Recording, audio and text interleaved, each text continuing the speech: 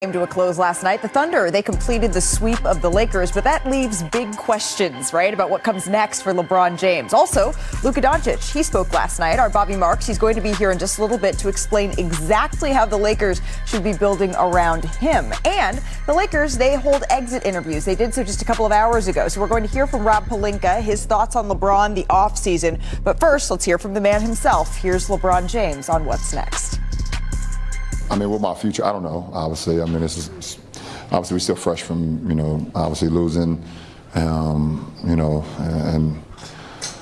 don't know. I mean, I don't know what the future holds for me, obviously, as it stands right now tonight. I got a lot of time. I'll sit back, like I think I said it last year after we lost, I think, to Minnesota, to go back and recalibrate with my family and talk with them and spend some time with them. And then when the time comes, I obviously, you guys know what I decide to do. If I can commit to still being in love with the process of showing up to the arena 5.5 hours before a game to start preparing for a game, giving everything I got, diving for loose balls, and doing everything that you know that it takes to go out and play, and showing up to practices. 11 o'clock practice, I'm there at 8 o'clock, preparing my body, preparing my mind, preparing to practice, to put the work in. And, so I think for me, I've always been in love with the process and not the aftermath of like, okay, well, we won that game, or we won a championship, or I've always enjoyed the process and more than the outcome. So I think that would be a big factor. And then also, have a conversation with my 12-year-old daughter. That's a big factor. And my 19-year-old son is entering his second year at Arizona, and my wife as well. So they're a huge factor in any decision I've made. So they'll be a big part of it as well. So LeBron is going to confer with his family. We are going to check in with Dave McMenamin, who joins us from the Lakers' El Segundo practice facility. Dave, you were in that room with LeBron last night. You've actually been at the last 11 postseason press conferences for LeBron James. What was different about last night? What stood out to you?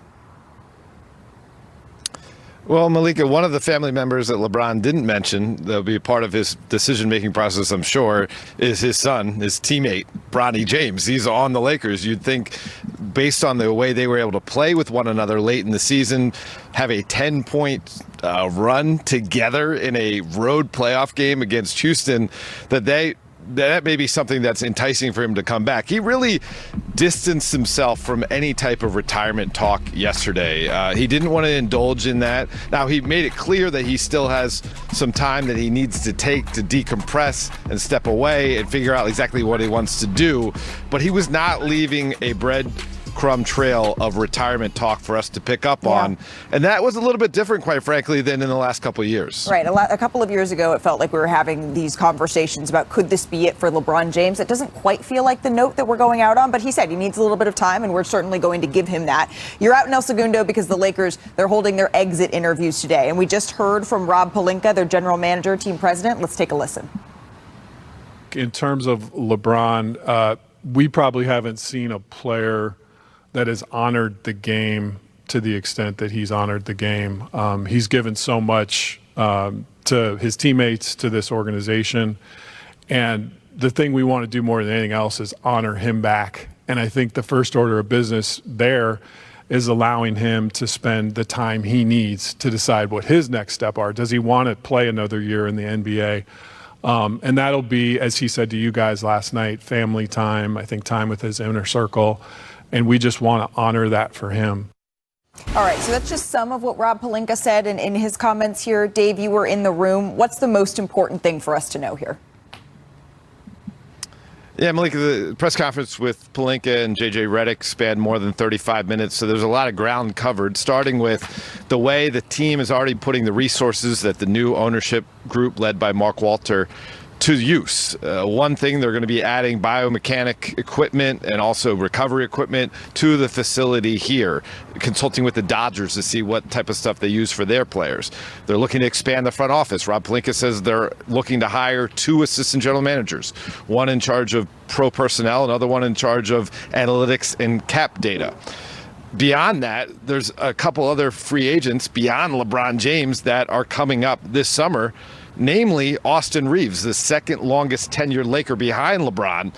And in no uncertain terms, Rob Pelinka said he wants to have Austin Reeves back in a Lakers uniform, and he says those conversations have already begun with Austin's representatives. And so JJ Redick, his perspective from the coaching side is we got to get deeper and we got to be better defensively, but he likes the core that he has in place, and he thinks there was a proof of concept with LeBron, Luka, and Austin Reeves working together with that 16-2 stretch from late February through the end of March. Yeah, proof of concept is certainly an interesting way to put that, Dave. Thank you very much for that insight. So lots of decisions here for the Los Angeles Lakers, but I'm sitting with two guys who know not only about playing with LeBron, about winning a ring with LeBron, the man in the zebra vest, Amon Shumpert. Danny Green with me here as well. Amon, I'm going to start with you. What stood out for you? You've heard LeBron talk and you've seen LeBron's actions. What did you help us decipher this?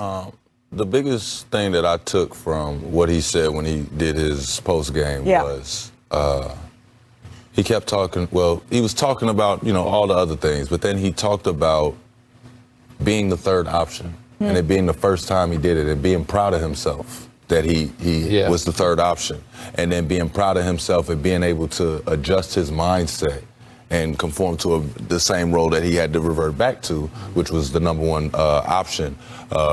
Seeing him do that, I don't know, something about that as a competitor, I can see he wants to do this again. He's coming back for more. I don't know what uniform he'll have. He's coming back. He's definitely coming back. The biggest thing that I got was that a lot of people question whether he's being truthful, have these cryptic messages, or leading bread. I think he's being very truthful. He does not know, because this is the first time in a long time he's an unrestricted free agent where he doesn't have an extension and he doesn't know what the Lakers are going to offer, provide. Everybody's going to want him at a discounted price because he's 41 years old. But even at 41 years old, he's proven he's one of the better players in this league and in the world. And he was the most available. He was the most valuable. Like, even with Austin Reeves coming back, he was your best player in the playoffs. He's shown up. So why would a guy like that ever take a discount, especially the one that they're looking for? So he doesn't really know who's going to offer what, being unrestricted free agent. So I think he's just thinking about chilling with his family, golfing right now, but he's really truthful and does not know what the future is going to bring. He's certainly they're going to have to make the math work, right? And that's sort of a different conversation. But you were both with LeBron. You were with him in 2010, right? When he was early on, the decision, 9-10, and then 2020. Right, to leave. And you were with him when he was also making the decision on whether or not he wanted to leave in 2018 from the Cavaliers. Oh, no, I was gone. But I was around. You were still around. Did you guys know at that point? You were listening to what he was saying? Did you have a gut feeling? I had no idea. I couldn't have imagined him leaving, especially not after he had got to hoist up another championship for Cleveland. I couldn't have imagined him leaving to go to L.A., but then again, I wasn't going to imagine him the first time leaving Cleveland. So for me, I think I've had to sit back and respect that he just doesn't think like everybody else. Sure. You know what I mean? Rich Paul had a post not too long ago on Twitter going around, but he was talking about how Bron was raised. I really had to give it some thought. I retweeted deep dive. I gave it some thought, and I was just like, maybe he just don't want to do what we want him to do. Well, that, and also when you're 41 years old and still playing basketball at the highest level, when he says he doesn't know, there's probably some things that still need to shake out over the next couple of weeks because you don't know how your body responds, how your mind responds. But he always goes back to whether or not he can give him the preparation that he is used to. And if he can do that, then I expect to see him back and playing. Thunder fans are wondering where they are in this show. We hear you. Thunder fans, this highlight, it is for you here because they were impressive. OKC, they are rolling. They haven't lost a game in these playoffs. Early on, LeBron drives. This is why you think he can go play with the stuff. Because this was a good game that we had here, DG. It was a great game. And, of course, in clutch time, you know who the clutch player of the year is. Who are you going to call? MVP. SGA. Hits a step back. He had his third 35-point game in a series-clinching game. That's second in Thunder history. He joins Kevin Durant. Rui Hachimura. Step back. Smiles. Rui's loving it. Luka's loving it as well. Like we finna come back. And then under a minute left, Marcus Smart drives. Okay, Smart. By the way, he is a player option as well. So after the free throws, the Lakers are up one here. Next Thunder possession to go, though. Off the screen from SGA, the Lakers bring the double. They did this a lot. Great play by Mark Daigneault. He knew the trap was coming, had the big roll, tried to play decent. Keeps that pivot foot down.